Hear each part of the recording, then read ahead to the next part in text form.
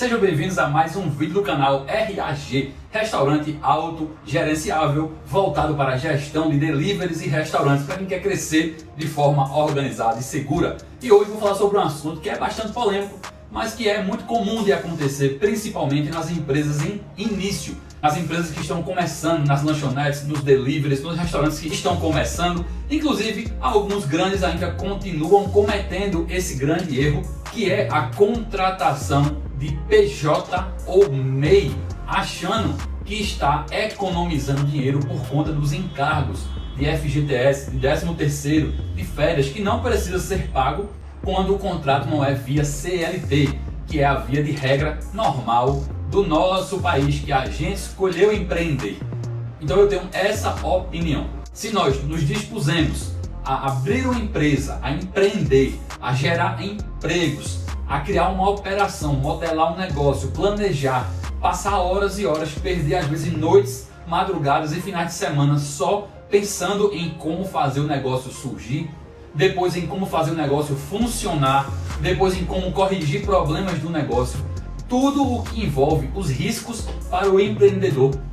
E eu me pergunto, o que leva alguém a gastar e desprender toda essa energia e estar colocando em cima de uma estrutura que não sustenta? Por que vai correr esse risco? Por que apesar de tudo isso, não entende que se escolheu fazer esse empreendimento no Brasil, vai ter que jogar de acordo com as regras do Brasil? Se você empreende em outro país, você joga as regras do seu país. Quando a gente começa a querer jogar fora das regras, a gente está burlando o jogo. Ah, mas é impossível, Bruno, ter uma empresa no Brasil e assinar a carteira de todo mundo. Eu escuto muito isso. Ah, é impossível pagar impostos. Eu escuto muito isso. É fácil? Não, não é fácil de forma alguma você fazer com que todas as contas da empresa fechem de forma a tudo bater. É muito mais comum do que se pensa essas contas no final do mês não baterem e o empreendedor não saber nem por que não está batendo. Eu já passei muito por isso. Recentemente já tive problemas com isso novamente.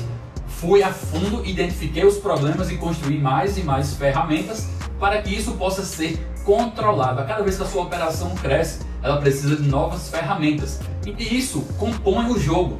As regras, elas são claras. Se a gente tem que jogar assim, assim e assim, por que nós vamos jogar desse jeito aqui que não é o certo e é errado? Significa que você está colocando toda a sua vida, se você depende desse negócio, se você empreende, porque você tem esse propósito de gerar empregos, de criar operações que cresçam, de expandir para todo o Brasil, você nunca vai poder expandir nem para 2, 3, 4, 5 lojas, caso você leve essas práticas de contratar pessoas sem carteira assinada, depois resolve, de contratar motoboy somente freelancer e seja o que Deus quiser, porque vai acabar dando errado.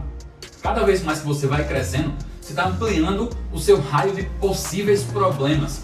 Se você tem uma empresa com 10 funcionários, você tem uma possibilidade de problemas ali que podem acontecer com aquela equipe, com aquela estrutura. Se você passar a ter 2 empresas com 10 funcionários, você dobrou a sua possibilidade, a sua capacidade de ter problemas. Se você tem 5, 6, 10 lojas e leva consigo essas estruturas que não se sustentam, está multiplicando a sua capacidade de ter problemas.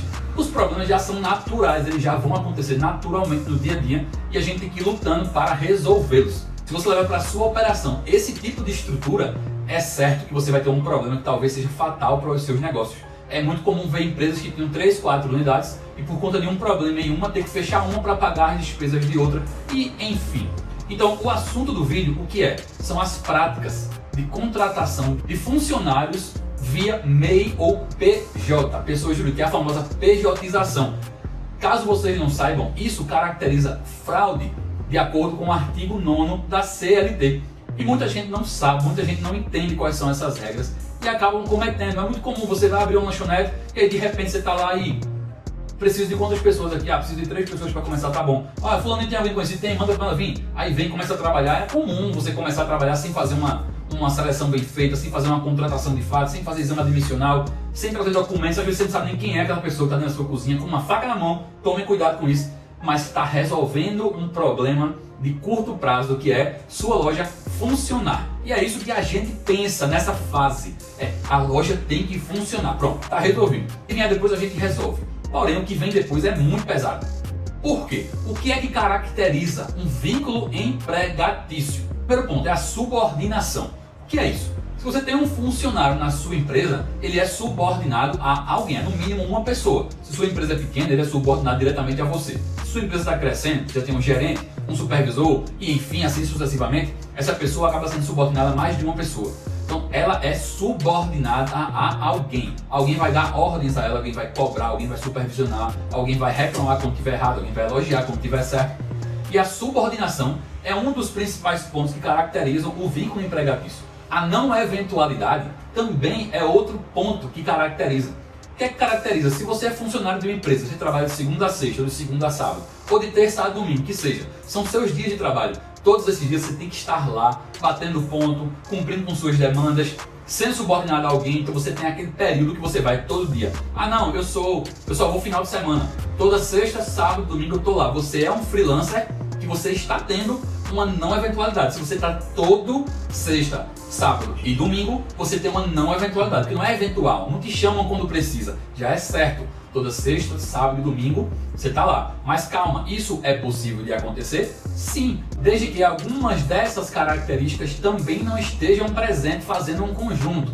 Qual é o próximo ponto? A onerosidade. O que significa isso? É o dinheiro, o pagamento. Essa pessoa que está cumprindo essa função, prestando esse serviço, atendendo a essa demanda que você criou dentro da sua empresa, ela está sendo paga ou ela faz isso de forma voluntária? Se for um trabalho voluntário, ok, não existe onerosidade, é um ponto a menos para que não caracterize o vínculo empregatício. Por exemplo, se você faz parte de uma igreja e faz um trabalho voluntário lá, geralmente na minha antiga igreja, eu assinei um termo dizendo que eu sou voluntário do projeto ao qual eu fazia parte lá para ajudar, para poder caracterizar que eu estava ali por minha vontade, sem receber nada como voluntário. Isso tira a onerosidade do processo, coisa que não existe em restaurante. Ninguém vai para o seu restaurante ou para o meu trabalhar de graça, então a onerosidade ela está sempre presente. O próximo é a pessoalidade. Pelo menos nas minhas operações, a gente tem essa pessoalidade eliminada em algumas pessoas freelancers que fazem o seu trabalho nos dias que são necessários. Por exemplo, existe uma pessoa que tem que ir toda sexta e sábado para o seu restaurante. Porém, tem um dia que ela não quer ir na sexta porque ela tem um aniversário para ir e ela não quer ir nesse dia trabalhar, ela não é carteira assinada, ela não tem obrigação de estar naquele dia ali. Aí ela faz o seguinte, liga para alguém, manda alguém no lugar dela, ó, vou mandar minha vizinha, vou mandar o meu cunhado, vou mandar o cunhado de fulano, enfim. Que geralmente é uma pessoa que eventualmente já fez serviços de freelancer dentro da sua empresa e ele pode executar essa função porque é uma função operacional. Qualquer pessoa bem treinada executa essa função. E aí ela vai para o aniversário, não vai trabalhar nesse dia, manda outra pessoa no lugar dela, essa pessoa que vai receber o dinheiro e executar as tarefas. Acabou de ser quebrado o ponto de pessoalidade. Você não depende que seja aquela pessoa exclusivamente que faça aquele serviço. E esses pontos, subordinação, não eventualidade, onerosidade, pessoalidade, eles compõem uma coisa que geralmente é o que vai caracterizando o vínculo empregatício dos funcionários que são freelancers ou PJ ou MEI na sua empresa. Então, independente de você ter uma pessoa que você paga ali 50 para ele durante o dia, ou que você fez um contrato com ele sendo um MEI. Um MEI é um CNPJ daquela pessoa. Você assinou um contrato com ela, tudo lindo, bonitinho, foi até no cartório e reconheceu firma, tá tudo errado. Se essa pessoa tem um conjunto desses pontos que eu falei agora há pouco, ela não é simplesmente uma prestadora de serviços eventual. Ela de fato vai para dentro da sua empresa, normalmente veste uma farda, é subordinada a alguém e assim sucessivamente. Por que as pessoas insistem em fazer essa prática? Como eu já falei, ela resolve um problema momentâneo, resolve o curto prazo, jogando para o médio e longo prazo um problema com um vencimento certo. Vai vencer um dia e quanto mais se demora isso, maior vai ficando o tamanho desse problema lá na frente. Então quer dizer, que se eu fizer um contrato com o MEI para fazer as entregas do meu delivery, tá errado? Eu posso me prejudicar? Sim, não tem para onde correr. No Brasil as regras são claras, principalmente os motoboys, eles são regidos por um sindicato diferente dos sindicatos de garçons, operadores de caixa, cozinheiros. Esses são regidos pelo sindicato de hotelaria, é o sindicato de bares, hotéis e restaurantes. Os motoboys são regidos pelo sindicato dos motoboys. são outras regras, outra convenção coletiva, são outras demandas que exigem para a função deles. São tantas coisas que você aí do outro lado, dono de delivery, tem essas motoboys aí no bigode, freelancer ou até MEI, nem sabe que você tem que pagar tudo isso a eles. E eu sinto lhe dizer, mas sim, tanto com motoboy, quanto com garçom, quanto com cozinheiro que seja contratado via PJ, via MEI, ou um freelancer que vai ali praticamente todos os dias, que entra nesses 4 pontos que eu falei anteriormente, se ele for para a Justiça do Trabalho colocar uma causa contra a sua empresa, ele vai ganhar e você vai ter que pagar uma boladinha para ele. Por quê? Vamos lá. Quando você contrata ele como PJ, como MEI, mesmo aparentando estar bem organizado por ter um contrato ali e tal, você não está pagando a ele nem FGTS, você não está recolhendo o INSS dele para pagar ao governo, você não está pagando 13º, não está pagando férias para ele. Então tudo isso é um direito do trabalhador via CLT. Aquele cara que deveria ser seu funcionário via CLT e está ali no contrato de PJ, ele tem direito a tudo isso. Se ele for para a Justiça do Trabalho e abrir uma causa lá contra a sua empresa, o juiz vai pegar e fazer o cálculo retroativo de todo o período que ele passou trabalhando para você. Você vai ser obrigado a pagar as diferenças de salário. Por exemplo, os motoboys, como eu falei, tem muita gente por aí que paga R$ 1.500, R$ 1.600 para os motoboys fazerem as entregas e pronto. É um valor estipulado no bigode ali, na confiança. Porém, hoje em dia, o salário mais os benefícios que são inerentes da convenção coletiva do sindicato dos motoboys, pelo menos na minha cidade, Recife, Pernambuco, Jaboatão dos Guararapes, essa área aqui, o salário líquido de um motoboy que eu tenho na minha empresa gira em torno de R$ 2.500 a R$ 2.600. O que é que entra nesse valor? O salário, a periculosidade, que são 30% em cima do salário. Se ele trabalha à noite, depois das 10 horas, adicional noturno. Se ele trabalha nos feriados, ele recebe os feriados. Ele tem que receber o combustível. O combustível desde a hora que ele sai de casa até a hora que chega na empresa. Todas as entregas que ele faz e depois até o ponto que ele volta para casa, de acordo com a quilometragem que está lá na convenção coletiva. Ele tem que receber o aluguel pela moto dele. Se você tem a moto do seu restaurante e dá para o seu motoboy usar, ok. A moto é sua, você não precisa pagar o aluguel dela, mas você pagou por ela, comprou, ou você paga ainda a parcela mensal dela, seja o que for, e toda a manutenção é da sua responsabilidade. E cá para nós, ninguém cuida tão bem de algo quando não é o seu. Então é muito comum ter restaurantes que têm suas motos próprias e que depreciam muito mais rápido do que a moto do próprio motoboy que a gente paga o aluguel. Então aqui na minha cidade são R$ 23 por dia de trabalho que são voltados para o aluguel da moto deles. E você também tem que dar a alimentação dos motoboys. Se você dá comida mesmo lá, tá tudo certo, é só ter a comida para ele todos os dias. Se você não dá e quer dar uma cesta básica, não pode simplesmente pegar uma cesta e dar. Você tem que comprar uma cesta básica no valor que tem dizendo a convenção coletiva. A última convenção, que é a de 2020, ela estipula que nós temos que pagar R$ 225,75 de cesta básica a cada motoboy ou dar comida para eles. Então, sem contar com a cesta, porque nas minhas empresas a gente cozinha lá e dá comida, sem contar com esses 225, somando salário, periculosidade, adicional noturno, feriados, combustível e aluguel de moto, o salário líquido que eles recebem todo mês gira em torno de 2.500. Se você está pagando 1.500, 1.600 aí no bigode, no acordo com esse motoboy, simples dizer, mas lá no trabalho o juiz vai determinar no mínimo que você pague essa diferença de 2.500 para o quanto que você paga, tá? Isso é uma média, tá? Eu tirei essa média de acordo com o que os meus motoboys rodam de quilometragem. Se o seu roda mais, vai receber mais. Se o seu roda menos, vai receber menos, mas vai variar pouca coisa. Porque o combustível não é o que encarece isso aqui tudo, não. O juiz, no mínimo, vai mandar você pagar essa diferença e vai dizer para você pagar FGTS, férias, 13º, tudo retroativo a esse período que ele passou trabalhando para você, independente de você ter ou não ter um acerto com ele. Porque esse é o barato que sai caro. Se a regra do jogo é contrate via CLT, você não pode contratar via PJ ou MEI, porque senão a conta vai chegar para você e vai ser muito complicado para você conseguir arcar financeiramente com isso. Isso pode quebrar um delivery, pode quebrar uma empresa, com certeza, porque pode fugir as possibilidades financeiras que o empresário tem para cumprir esse pagamento que a juíza ou o juiz determine. Até o ano de 2019 eu não tinha consciência que eu tinha que pagar os combustíveis. Quando eu descobri isso foi na hora da demissão de um funcionário, de um motoqueiro, a demissão dele encareceu em mais de R$ 7.000 só de combustíveis atrasados, que a gente não sabia que tinha que pagar. Fui para a convenção e estava lá, realmente tenho que pagar. Aproveitei para ler a convenção e entender. Pensei até em demiti-los na época, porque o meu negócio não estava modelado para ter esse custo dentro da empresa. Não tinha, na minha lista de custo fixo e variável, não tinha combustível de motoboy. Então, eu tive que tomar uma decisão de demiti-los ou me adaptar. Eu preferi adaptar o meu negócio a colocar esse custo no meu custo fixo e variável para precificar os meus produtos de acordo com essa demanda. Até porque eu tenho uma equipe muito boa de motoboys e não quero me desfazer deles. Então, essas demandas, elas vão chegar se você tiver PJ, MEI ou freelancer. Porque são as desvantagens de você ter um contrato desse tipo.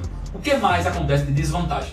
Supondo que um motoboy desse sofra um acidente, ele é um freelancer, está ali ganhando 50 ou ganhando 10 reais por cada entrega, depende de como você faz aí na sua loja, mas ele sofre um acidente, o custo é todo seu. Se a empresa não tem o funcionário lá no contrato, o seguro não vai cobrir, porque esse funcionário não está prestando serviço à empresa. Então, um dos riscos que existe em relação a você ter funcionários dessa forma, que cumprem esses pontos que caracterizam o vínculo empregatício, também é um desses. A parte de acidentes de trabalho, eles não estão de fato oficialmente trabalhando para a sua empresa. Então, contratar dessa forma e se não for ainda, vai ser uma grande dor de cabeça para o empresário que está cometendo esse erro. Acontece, é um erro de iniciante quando você está abrindo um negócio, quando você está estruturando o seu negócio. Faz parte, realmente eu posso afirmar como dono de restaurante e delivery, que é comum a gente realmente ter que fazer isso, porque a gente não tem tempo para pensar nisso agora, que a gente tem que fazer o negócio funcionar. A gente tem que botar a grande máquina para rodar e depois a gente se preocupa com isso. Mas o depois não pode ser muito longe, tem que ser um depois com uma data, tem que estar sempre na sua listinha ali. Opa, tenho que resolver isso, tenho que resolver isso. Na minha empresa, o primeiro ano inteiro foi sem assinar carteira de ninguém. E eu me lasquei muito nos anos seguintes à abertura, porque eu tive um monte de processo trabalhista com pessoas que nem estavam oficialmente na minha empresa, eu tive que pagar. Foi uma dor de cabeça. Mas e aí, Bruno? Como é que você faz então? Como é que eu posso fazer para contratar as pessoas da forma certa e caber na minha empresa? Primeiro, você tem que fazer um modelo de negócios baseado no como tem que ser. Se tem que ser funcionários carteira assinada, você tem que ir para a ponta do lápis ali e colocar de fato tudo que é inerente a essa contratação. O salário, guarda noturno, a periculosidade, se houver, as passagens, a alimentação, os exames admissionais, as férias, o 13º, tudo isso são os custos inerentes de qualquer empresa que vai ter funcionários via de regra. Então você tem que modelar o seu negócio colocando isso na sua lista de custo fixo. O cara ganha R$1.100. Não é para você colocar 1.100 lá na lista de folha, porque ele não ganha só 1.100, ele ganha 1.100, ele ganha passagem. Você tem que provisionar o 13º, provisionar as férias, você tem o FGTS que você paga sobre esse valor, tem a alimentação dele, tem os exames admissionais, tem a compra de fardamento. Então você tem que colocar no papel tudo o que vai ser inerente a essa contratação. Se você esquecer de colocar alguma coisa, você vai pagar do mesmo jeito, só que não vai sair saudavelmente das contas do seu negócio, vai sair forçado, mas não estava previsto, então vai ser uma coisa que você não previu, mas aconteceu. Então isso diminui a sua margem completamente. Lembre-se, a linha mais vulnerável da sua DRE é o seu lucro. Não tem para onde correr. Tudo que você planejou isso e deu isso, essa diferença saiu do seu lucro. Você não vai tirar de nenhuma outra linha a não ser do seu lucro. Então, como fazer para dar certo? Modele o seu negócio para que ele tenha tudo o que é para ser pago dentro da sua lista de pagamentos. Isso já é o primeiro passo. E quando é lícito contratar pessoas de forma PJ, de forma MEI e de forma freelancer? Bem, existem algumas formas de você fazer isso. Recentemente tivemos uma reforma trabalhista onde nós agora podemos contratar pessoas intermitentes, pessoas que vão ali só sexta, sábado e domingo, porém estão com essa anotação na carteira de trabalho ali. Vai vir um contra-cheque da sua contabilidade com aquele valor. Eu pessoalmente e particularmente nunca contratei ninguém assim, porque não é tão fácil encontrar pessoas que queiram ter a carteira assinada somente para sexta e sábado ali. Eles geralmente não querem sujar a carteira, como eles falam. Então até então eu trabalho com pessoas carteira assinada 100% e alguns freelancers que vão nos finais de semana na eventualidade, porém eles não têm o fator pessoalidade, porque quando eles quiserem mandar alguém, eles podem mandar alguém no lugar deles. Quando eles não quiserem ir, eles não precisam ir. Pode acontecer de eu dizer não precisa vir tal dia, não precisa vir tal dia e venha outro dia tal dia, por conta de demanda. Mas existem também outras formas de você contratar pessoas sem ser por CLT, mas eu particularmente acho mais caro, que é usando empresas terceirizadas. Você faz um contrato com a empresa terceirizada, paga um valor mensalmente ali a ela e ela manda um funcionário para você. Se você não se adaptou àquele funcionário, você não gostou do trabalho dele, você diz, ó, não gostei dessa pessoa, manda outra, ela vai tirar ele, vai botar em outro lugar, vai mandar outra pessoa e você não tem custo nenhum com rescisão. Porém, você está pagando por esse custo no valor que você paga mensalmente. Se um funcionário ganha R$ 1.100 por mês, para a sua empresa ele custa geralmente o dobro, quase o dobro. Para essa empresa vai ser praticamente o triplo, porque ela tem que ganhar dinheiro em cima disso. Aquela empresa, ela vende funcionários terceirizados, vende o tempo de funcionários para outras empresas. Então ela que assume o risco do passivo que está sendo formado. Ela que assume o risco e os custos de FGTS, passagem, alimentação, salário, 13º, férias e todos os problemas que aquela pessoa der, quem resolve são eles, não nós. E a gente paga por isso. Eu particularmente acho muito caro e não faço essa prática. Se você no seu modelo de negócio cabe isso, é ótimo, você não precisa se preocupar em juntar 10%, juntar férias, fazer escala de férias, tudo quem faz essa empresa terceira. Uma outra forma que é para suprir a demanda de logística, a parte de motoboys, é você trabalhar com motoboys de aplicativos que não estão ali na frente do seu restaurante, porque você chamou, ó, eu quero que você vá hoje e fique lá de 17 horas até a meia-noite. Não foi o que aconteceu. Você simplesmente fez um contrato com uma empresa, existe Log, Sog, iBoat, existem outras. E aí você fez um contrato com ela, você coloca dinheiro na máquina lá, literalmente, você coloca um saldo lá, e aí sempre que tem um pedido, você vai chamar um motoboy por demanda. Pode vir qualquer um motoboy que esteja nas redondezas, assim como parecendo um Uber, sendo que de moto. E aí esse contrato não tem subordinação, que você não manda nesse motoboy, nem supervisiona o trabalho dele. É uma coisa não eventual, porque pode ser que ele venha hoje 10 vezes pegar pedido, como pode ser que ele venha hoje só vem daqui a um mês, se ele não estiver pela área. Não tem a onerosidade, porque você não paga direto a ele, você botou crédito numa empresa e essa empresa repassa a parte dele para ele quando ele presta o serviço. Ele é um MEI prestando serviço para essa empresa que você paga a essa empresa. Entende a proteção que há nessa estrutura? E não existe a pessoalidade, porque você quando chama, você não está chamando fulano, você chama, eu quero um entregador para fazer essa entrega, e aí vem qualquer um. É a forma mais segura que eu encontrei de fazer a logística da minha empresa acontecer. Nós temos uma boa parte da demanda da logística suprida pelos nossos motoboys fixos. Eu costumo dizer que nossa logística é híbrida, porque temos os fixos e temos também os aplicativos que complementam. Então é uma forma segura de você não ter que ter um motoboy ali na frente, porque você chamou pagando 50, 60, 100 reais por dia, ou as entregas, porque isso é um risco inerente que vai acontecer de explodir essa bomba no seu colo a qualquer hora. Chegam relatos para mim sempre de pessoas falando, meu motoboy, acertei com ele do bigode e agora ele está na justiça, eu demiti o cara e o cara está querendo que eu assine a carteira retroativa, e tá, isso. Tudo isso acontece por conta disso que eu falei aqui nesse vídeo. Eu espero que isso tenha aberto a sua mente para você entender que precisa quebrar essa crença de que não dá para crescer no Brasil com a empresa fazendo certo. Não dá para ter uma empresa que cresce assinando a carteira de todo mundo porque é muito caro. Tem que quebrar essa crença. É uma crença limitante que foi imposta na sua cabeça, na minha cabeça também. Eu tive que quebrar anos atrás e foi chave girada na minha mente, graças a Deus. E eu estou aqui para girar essa chave na sua cabeça também, para que você entenda que as regras do jogo existem para serem obedecidas. Se existem empresas gigantes aí crescendo com essas regras, significa que é possível, só precisamos ter capacidade, competência técnica, competência emocional, competência empreendedora, coragem para poder enfrentar esses desafios diários e modelar o nosso negócio de forma que tudo isso caiba no modelo de negócio em si, desviando de tantos e tantos problemas que temos nas nossas operações diariamente. Mas é isso, eu quis trazer essa mensagem para você, para que você não se limite a achar que não tem como e seguir no errado, porque o errado vai ser muito caro para você. Se você gostou, deixa um like aqui, ativa o sininho, se inscreve, faz tudo aí, dá uma força aqui pro nosso canal para que a gente possa continuar fazendo vídeos para vocês, porque eu estou aqui para transferir um conhecimento que eu adquiri com experiência para você que está aí começando ou cheio de problemas, os quais eu já atravessei, já mapeei e posso te ajudar. Valeu, até a próxima!